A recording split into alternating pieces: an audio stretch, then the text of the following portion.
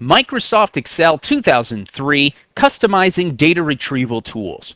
Have you ever wondered what it would be like to be a computer and instantly know what D3 has in that cell and what D12 has, or C13, or maybe a range of cells, and putting that into a formula? Well, guess what? We're not computers. And if we're using a large amounts of data, maybe there's a way we can customize it by naming things or having Excel look up the data and inputting it into our formulas. That's what this video is going to show us how to do.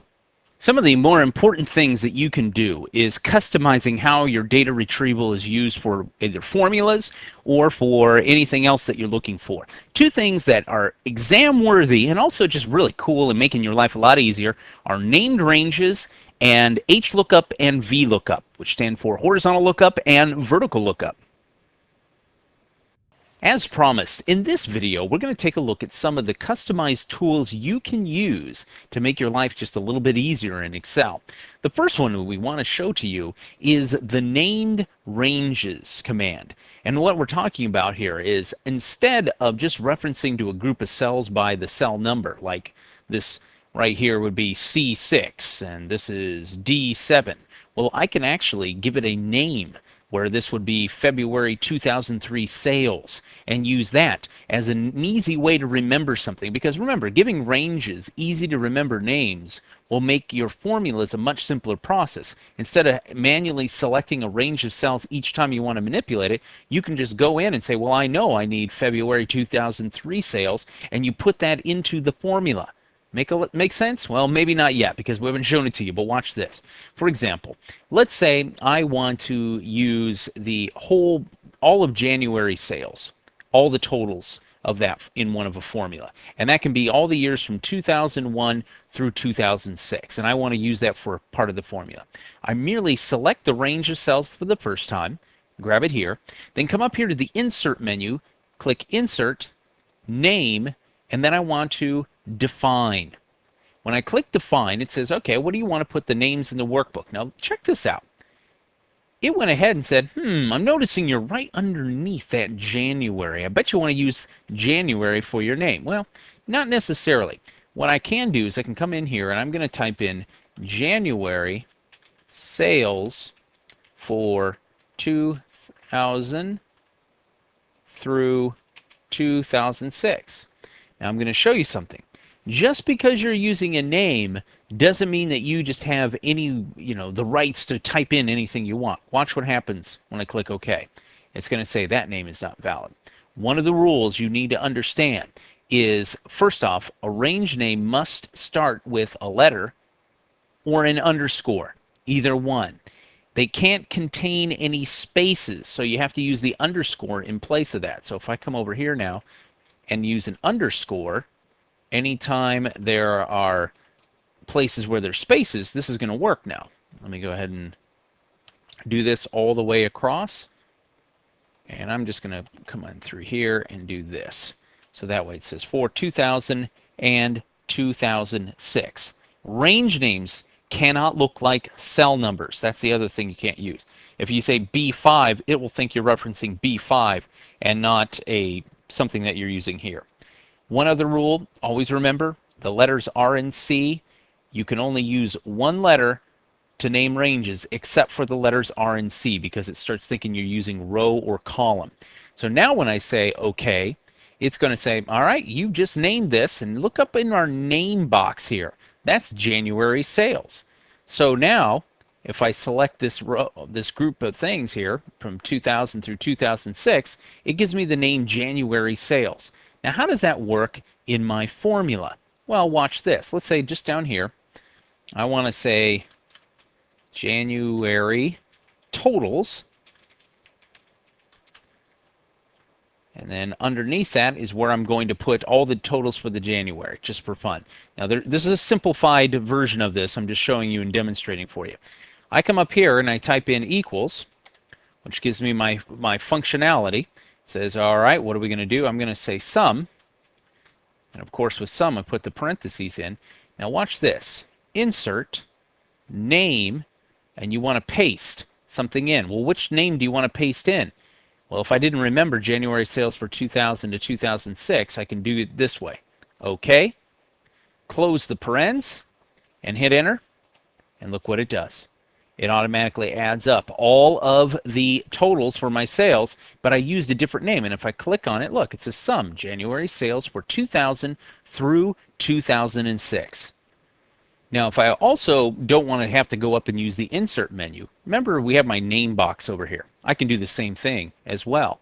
I can come over here, select maybe this row, come over here into the name box and type in February underscore sales underscore 2000 underscore, and then I can put, what is it, 2006, and I hit enter.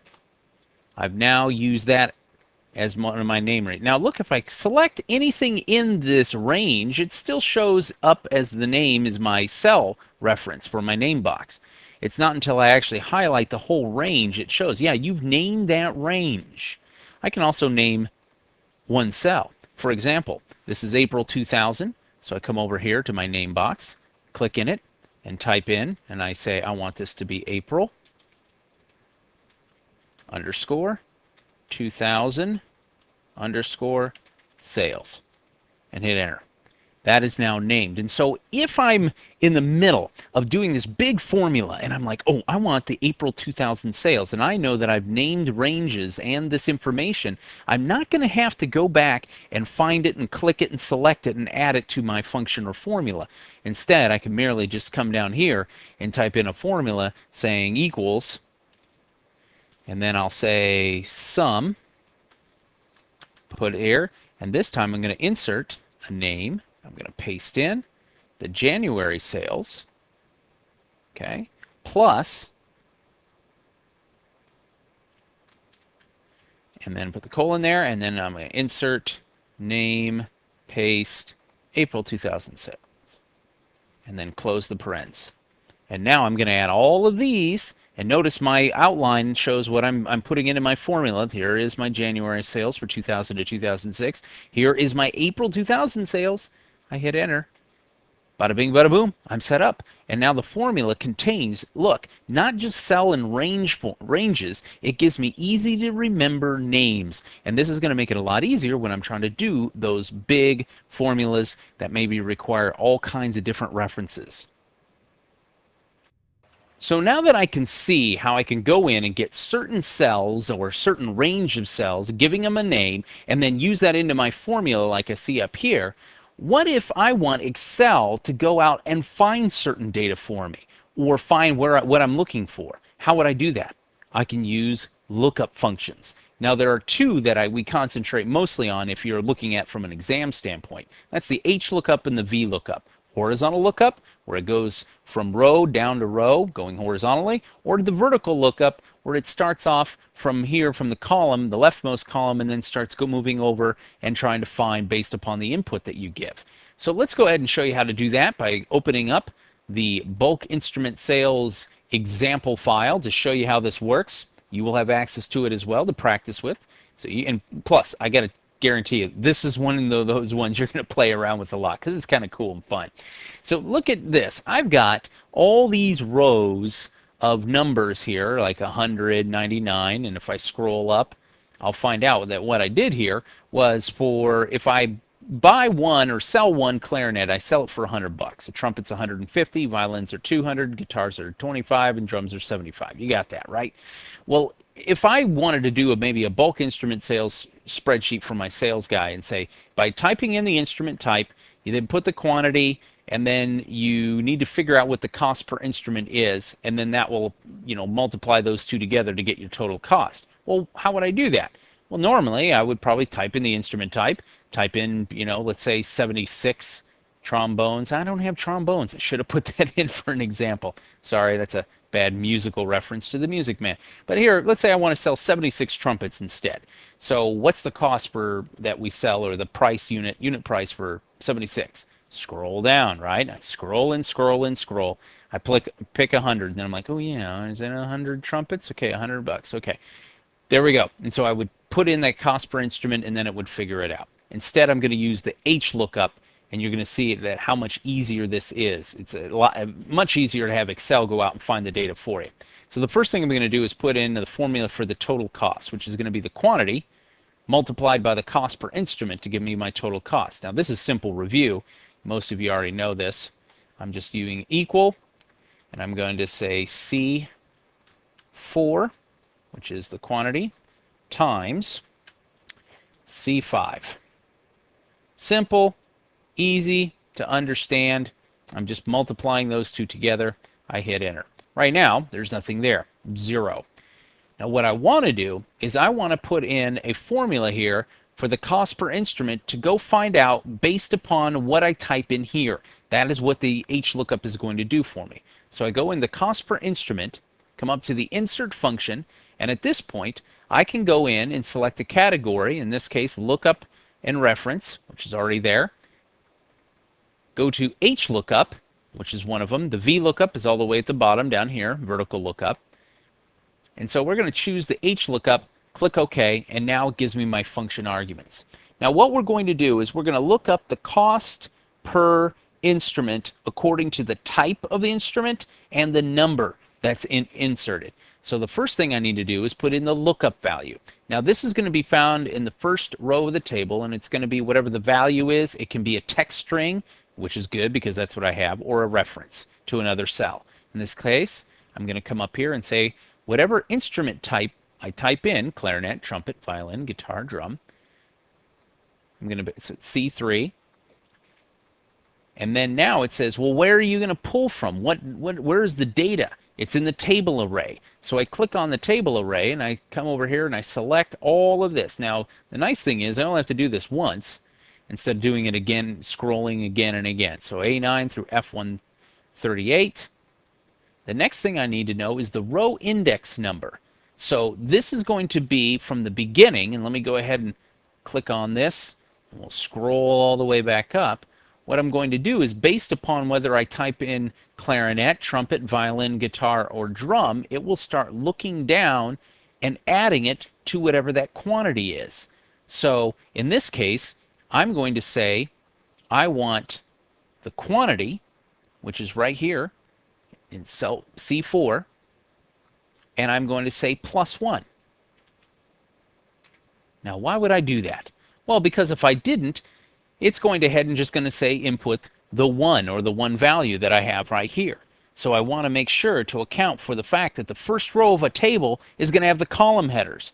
So if you put 1 entered into the cell, now it's going to be row 2 in the column that's going to contain the price for the instrument. So I come over here, and now the range lookup. Now the range lookup's interesting. What happens here is, do you want to find the closest match in the top row, going down in order? You would put true in. Or if you want the exact match, you'd put false. In this case, we want the exact match. So we say false. Now, I click OK, and watch what it says. It gives me an error message because right now, there's nothing in here to help the formula figure out what it's going on. But that will soon be solved, isn't it? Because we're going to say, you know what? We want to find out if I put in a clarinet, I think I spelled that right, and see, +1 right now is this value, 0 + 1 is 1. That's clarinet, and that gives me a weird value. So instead I'm going to say I need a quantity, and we'll do a weird quantity. We'll do 98. Now watch what happens. I hit enter, and it says my cost per instrument is $70. And my total cost is $68.60. See how that works? All I need to do is go, all right, the cost per instrument is $70. I wonder if that's right. Quantity 98. Let's scroll on down to 98 and see what happened. It is $70. So I'm accurate. Okay, let's test this out, make sure that it's working. I'm going to type in something else. I'm going to say trumpet, quantity, 113, and see what happens. Look at that. It says my cost per instrument is $100 at 113. So let's scroll down and double check. Now, of course, you would never want to do this, but yep, it's $100. See, what I've done is I've merely typed in to find the specific number that will match based upon what I've done here, doing a row lookup. if I'm doing the H lookup. If I go across columns, I'll need to do the vertical lookup, the V lookup, as I move across. This is another tool that we can use to help make our life easier when producing those functions, producing those formulas. In this video, we took a look at how we can customize where we get our data from or how we find our data. Number one, we can give them named ranges instead of just the cells or the particular range and have to always click on that and input that into the formulas. We can name those ranges or the individual cells and then go and use those in our formulas without having to think, okay, was that D6 or D12 or where was it? No, instead we could just say January sales or February sales. We also took a look at horizontal lookup and vertical lookup. We demonstrated for you the horizontal lookup on how we can, use the particular formula and say, hey, look, based upon this row and based upon this criteria, look down and find something that matches. Now, vertical lookup would do the same thing if you were moving across those columns and versus going down in the rows. I hope this has been informative for you, and I'd like to thank you for viewing.